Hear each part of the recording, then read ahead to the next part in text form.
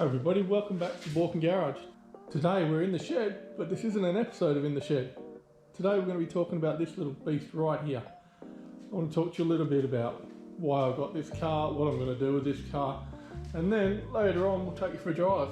Some of those videos where it's footage in the car, people don't like it, but please hang around. It's going to be, I'll cut all the rubbish out. So it's going to be good. It's going to be good, mate, yeah.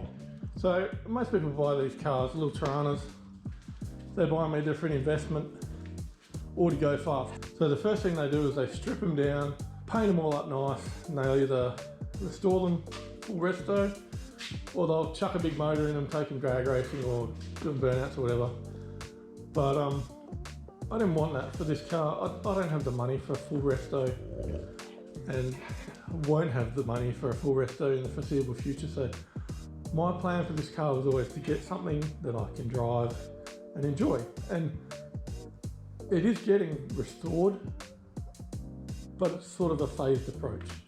So the first phase really was getting it licensed, doing all those little things that need to be done so that, you know, Department of Transport will sign off and let you actually drive it on the road. So that was things like, you know, brakes, tyres, making sure it runs nice, fixing up all the fuel leaks and the oil leaks. I had a massive leak from the back of my transmission because there was a cap missing out of the back of the yoke. So stuff like that I had to fix up. Also, I had a lot of problems with steering. Not necessarily any issues, but because I had new ball joints and I had a new steering rack, the guys at DOT had some problems with it, saying it's too heavy on the steering, it doesn't self-center when you come out of a corner. So I had all sorts of trouble getting that passed for registration, but we eventually got there. I put the rack on off the four-door over there. So I took my rebuilt one off, put one off the other car that I had, and pumped the tyres full of air. Took it to a different licensing centre and they said, yeah, that's fine. Picked up a few other things, but sorted them, and then away we went. So that was pretty much phase one, getting the car to where I could drive it. And that's pretty much where it is now, but it's kind of moving into phase two. And as part of phase two, there's also a little bit of phase three happening. So phase two is making the car more comfortable. So things like the seats, the driver's seat has got a big bend in it. You know, it's what, 45 years old? No, 50 years old. So, you know, it's not as fresh as it used to be. Your driving position is quite uncomfortable, and it's the same for the passengers as well. You know, it's not ideal. So that'll be something that'll get sorted out. Other things like, my wife keeps saying to me, oh, I'm not going in the car, it's too hot. So air conditioning becomes an option, something I might look at. But then there's other drivability things as well. There's like, you know, I've put a new carb in it already. I may look at we've got a 202 over here that may go in there. Things like a 5-speed. So to me, that's the kind of stuff that goes under phase two, is making it more comfortable, more drivable.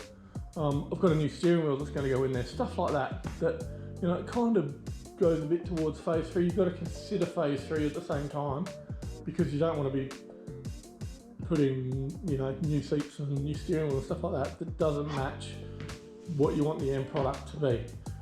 So then phase three for me will be getting the paint done, sorting out what I want to do with the flares, getting it nice, looking nice, driving nice, and top spec, you know. And it may take me 20 years to do the whole lot, but I want to drive this car, I want to enjoy this car. And what I've got at the end of this video, a drive we went on last weekend, and it's on my favourite road close to home. And when I didn't have a Torana and I drove that road, all I wanted was to get a Torana, because there's just something about them. And I know there's other cars that would probably fit the bill, but for me it is a little Torana that just loves those windy roads where it's got such a torquey engine, you can give it the beans, and you never feel like you're unsafe in this car. I can't remember ever getting it even slightly sideways, or, you know, spinning wheels or anything like that. It doesn't have the power to do that. But, and I don't really drive it in the wet, so that probably helps. I could do it if I wanted to. I could go and, you know, do some doughies or whatever, but I don't choose to drive like that. But my point is that I can go hard in this car, I can have some fun, and I'm not worried about losing control of it. I was going to say I'm not worried about crashing it, but that's not true. You know, these things are quite valuable now, and I couldn't replace it. Even with insurance money, it's not going to cover what it would cost to replace this car. So, you know, there's always that in the back of your mind, but, you know, I bought it to enjoy it. We're not going to have petrol forever. You've seen the price of it lately going ridiculous. All the governments are trying to push everybody to go towards electric cars. I saw a thing today where they're saying that in the near future, people won't be allowed to own cars in some places. It'll be, you know, communal cars and things like that. So that's going to be a bit shit. But the point is, I want to enjoy this car while I can. Obviously, I mentioned before that I've had some health issues as well. So when I was unwell, that really made me realise that, you know, if you don't have your health, you have nothing. And while I've got my health, and I'm starting to get a bit better now, I can enjoy the car. I want to enjoy it. So that's why I've taken that phased approach. Phase one, get her on the road, get her driving. People look at it, you know, you'll get some waves and stuff like that, but you take it to a show and people aren't that impressed by it. So, you know, whatever, I don't care. I'm not trying to win any show prizes or anything like that. But, you know, people do enjoy it. Quite often I'll go to a Torana gathering, or, you know, at any other kind of show, and there won't be any other LCs there. So, you know, people really appreciate it for that reason. They'll come up and say, oh, I had one of these, or my dad had one of these, or, you know, my mate had one of these, we went crazy, and I wish I still had it, wish I'd never sold it. And that's pretty much why I bought it, because, you know, I wish I'd never let my old one get into disrepair and eventually ended up having to sell that. I wish I hadn't done that, because when I didn't have it, life just wasn't the same. And I know that sounds like it's just a car, it's ridiculous, but, you know, when you go through a rough track, I can jump in this. I have to register first, because now it's like on a special registration, because it's way cheaper, but so I have to register, and then I can go for a black, and, you know, the problems of the world are gone. It's just, you know, it sort of revived me for the whole week. And, you know, if you know, you know. I don't know if you've seen the doco I did on the German Torana, the original one, when Uwe was in the car in Holland when he first picked it up, and he had that massive grin on his face, the Torana grin. It's you know, if you know how that feels, then you know how that feels, and I get that every time in this car. And even though it's a bit uncomfortable, it can be hard to drive. My arms are so sore on Sunday night after driving it, but, you know, it's all part of my personal recovery. Next time it'll be a little bit easier. I hope you enjoy this little trip in the car with me and Lachy, my son. We're out in the hills of Perth, and of course within the law and the speed limit and all that, but having a bit of fun. And that's the other good thing about this car. You can stay under the speed limit and you can still have plenty of fun. You don't have to, you know, you can rev it out in the first few gears at least anyway, without going over the speed limit, and you can have some fun. You can hear that engine. If you've watched my other Ride With Me videos, just have a look at the quality of this one. Tell me if the GoPro is better than the $20 1080p camera, because I reckon that is pretty much. So if you're looking to make your own videos, go the GoPro, don't go cheap, because the difference just in the sound is just ridiculously better. So yeah, here it is. Hope you enjoy it, and if you're still watching at this time, thank you. I've been talking for a while. If you're still watching, just let me know.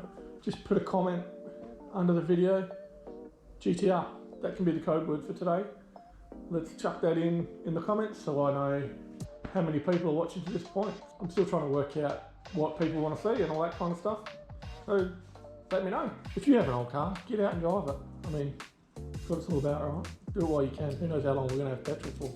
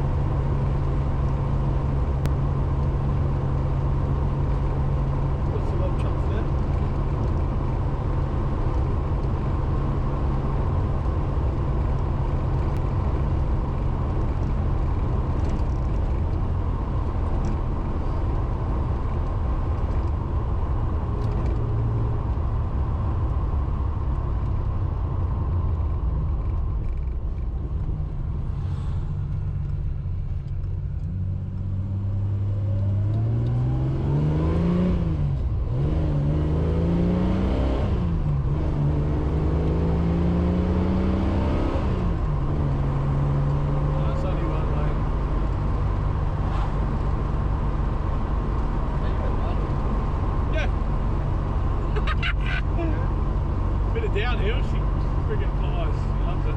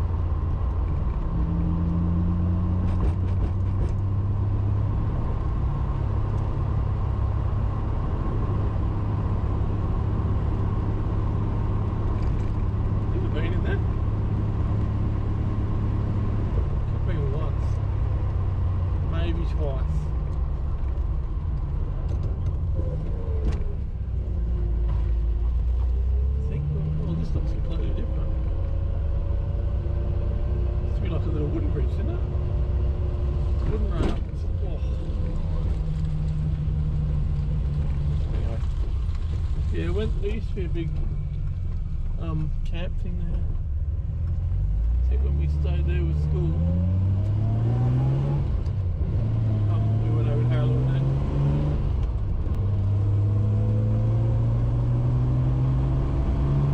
I think that was a bit wet down there. It looked like it was being flooded, eh?